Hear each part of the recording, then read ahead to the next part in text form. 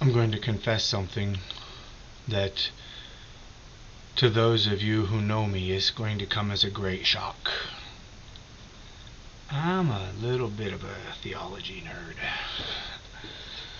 I find the little intricacies and ideas in theology to be compelling and interesting.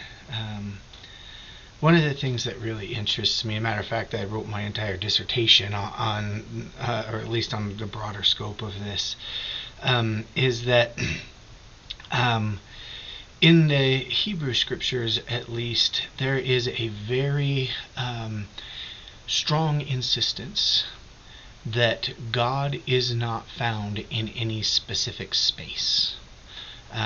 We don't, in most creation stories in the ancient Near East ended with the creation of a temple where the gods would reside and bless the nation in which that temple existed.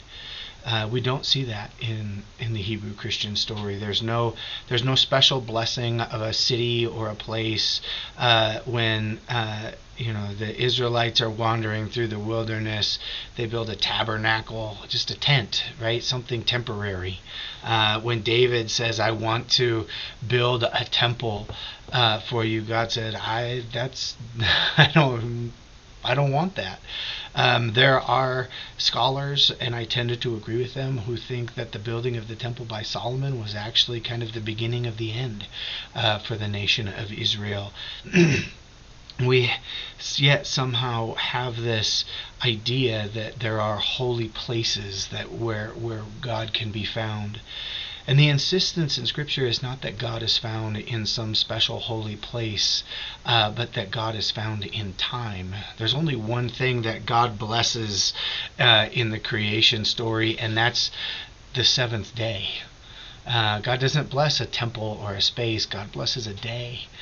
There's something about Sabbath. There's something about rest. There's something about being separated from the need to be productive that allows us to become connected to God in a special way. For those of you who know Richard Rohr, he talks about these stages of life, and he talks about really how it's not until the last stage of life, oftentimes when we're retired and the need to be productive goes away, that our spirituality, that our sense of connection to God, that our recognition of the wholeness of ourselves really starts to take shape and take form. And it's too bad that so often in our culture we measure success, we measure efficiency or efficacy, we measure value by how full our calendars are, how many meetings we have to go, or how much we're needed by other people. When I think what Scripture teaches us is that we need and we're created for something beyond that kind of productivity. Today is my official last day of work for the next 12 weeks. I'm heading out on sabbatical. My first official day, I suppose, is Monday or Sunday.